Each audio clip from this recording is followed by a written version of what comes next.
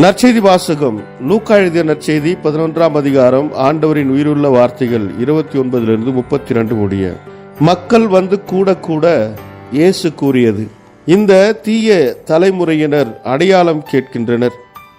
இவர்களுக்கு யோனாவின் அடையாளத்தை தவிர வேறு அடையாளம் எதுவும் கொடுக்கப்பட மாட்டாது.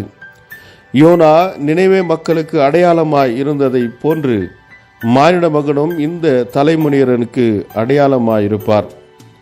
தீர்ப்பு நாளில் தென்னாட்டு அரசி இத்தலைமுறையினரோடு எழுந்து இவர்களை கண்டனம் செய்வார். ஏனெனில் அவர் சாலமோனின் ஞானத்தை கேட்க உலகத்தின் கடை கோடியிலிருந்து வந்தவர். ஆனால் இங்கிருப்பவர் சாலமோனிலும் பெரியவர் அல்லவா?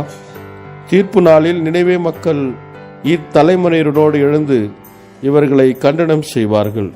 ஏனெனில் யோனா அறிவித்த செய்தியை கேட்டு அவர்கள் மனம் மாறியவர்கள். ஆனால் இங்கிருப்பவர் யோனாவை விட பெரியவர் அல்லவா? இது வாழ்வு தரும் கிறிஸ்துவின் நற்செய்தி. கிறிஸ்துவே உமக்கு புகழ்.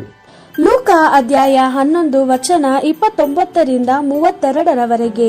ಜನರ ಗುಂಪು ದೊಡ್ಡದಾಗುತ್ತಿರಲು ಯೇಸು ಅವರಿಗೆ, ಈ ಸಂತತಿಯು ಕೆಟ್ಟ ಸಂತತಿಯೇ ಸರಿ, ಇದು ಸೂಚಕ ಕಾರ್ಯವನ್ನು ನೋಡಬೇಕೆನ್ನುತ್ತದೆ.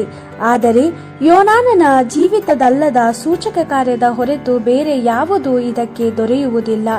ನಿನೆವೆಯಲ್ಲಿ ಜೀವಿಸುತ್ತಿದ್ದ ಜನರಿಗೆ ಯೋನಾನನು ಒಂದು ಸೂಚನೆಯಾಗಿದ್ದನು.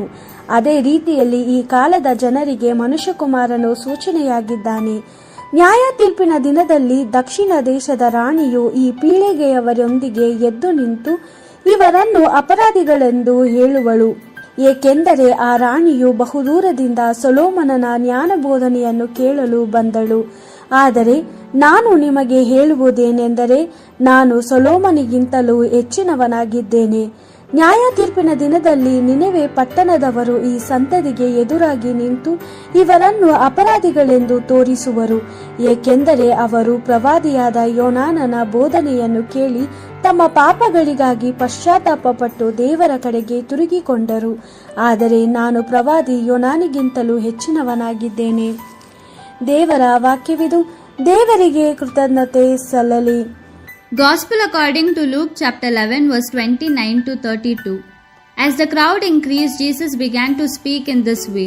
This is an evil generation. They ask for a sign, but no sign will be given to them except the sign of Jonah.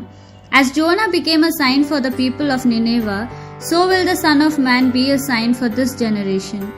The queen of the south will rise up on the judgment day against the people of this generation and condemn them.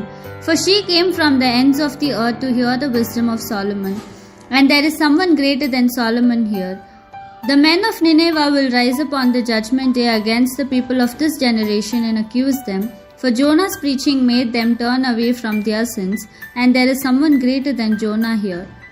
The Gospel of the Lord. Praise to you, Lord Jesus Christ.